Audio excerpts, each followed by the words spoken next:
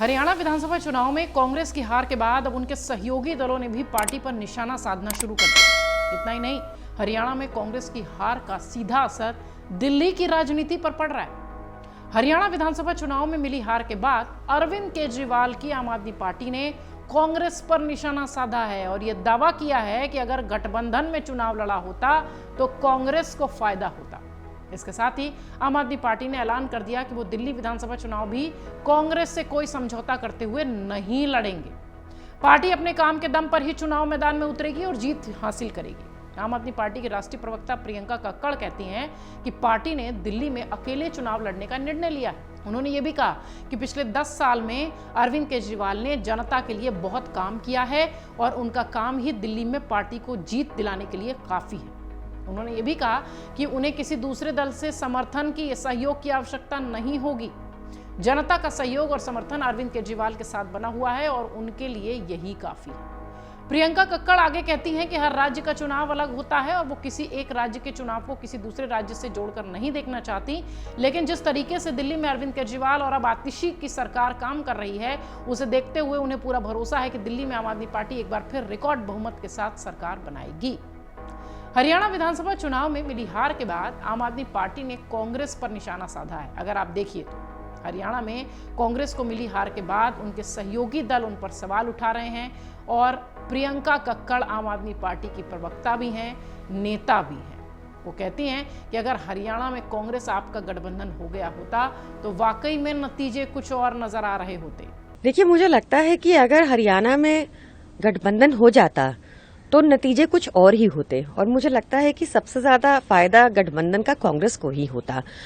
हमने भरपूर प्रयास किया था कि गठबंधन हो जाए हरियाणा में, पर अति आत्मविश्वास से भरी कांग्रेस को ये उचित नहीं लगा।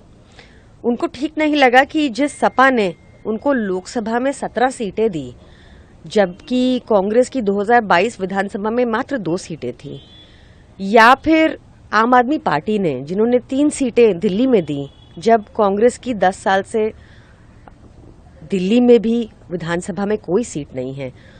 तो ये दुर्भाग्यपूर्ण है कि कांग्रेस को उचित नहीं लगा कि अपने ऐसे अलायंस पार्टनर्स को वो साथ लेकर चले। आम आदमी पार्टी के राष्ट्रीय संयोजक अरविंद केजरीवाल ने मंगलवार को ही पार्टी कार्यकर्ताओं से अति उत्साह में न रहने को कहा था। उन्होंने कहा था कि मजबूती से चुनाव में उतरिए, लेकिन ओवर कॉन्फिडेंस में नहीं उतरिए। हरियाणा चुनाव परिणाम के बाद अरविंद केजरीवाल ने अपने कार्यकर्ताओं को जो बातें कही वो सुनिए। पहली चीज तो किसी भी चुनाव को हल्के में नहीं लेना चाहिए।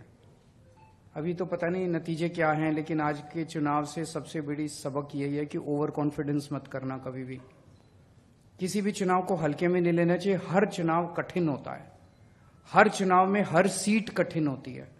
मेहनत करनी है और लड़ाई मत करना, अपने अपने एमएलए के साथ लड़ाई मत करना।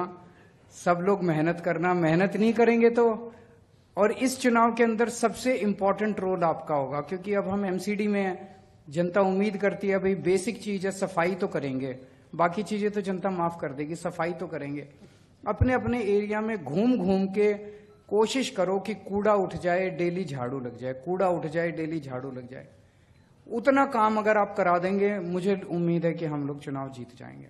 अपने अपने इलाके में इतना कर देना, मेरे कहने से लड़ना मत। लड़ाई झगड़ा अप्रैल में कर लेंगे। अपना ही परिवार है, परिवार में लड़ाई झगड़ा तो होता ही है, उसमें कोई गलत बात नहीं है लड़ने झगड़ने में।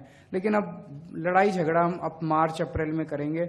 अभी चुनाव जीतना एकमात्र हमारा लक्ष्य होना चाहिए। फरवरी के महीने में चुनाव है, हम सबको मिलके उसके लिए काम करना। आपको बता दें, बीजेपी लगातार तीसरी बार हरियाणा में सरकार बनाने में सफल रही है। 10 साल बाद कांग्रेस के हाथ फिर खाली रहे।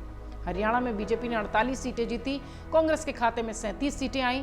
हालांकि कई ऐसी सीटें हैं जहां कांग्रेस की हार का अंतर सेकंड रनर अप के तौर पर दिखाई पड़ा, यानी बहुत कम मार्जिन से बीजेपी के जो विधायक थे या जो प्रत्याशी थे वो जीते। हरियाणा में 5 सीटें तो ऐसी रहीं जहां आम आदमी पार्टी की वजह से कांग्रेस को नुकसान उठाना पड़ा।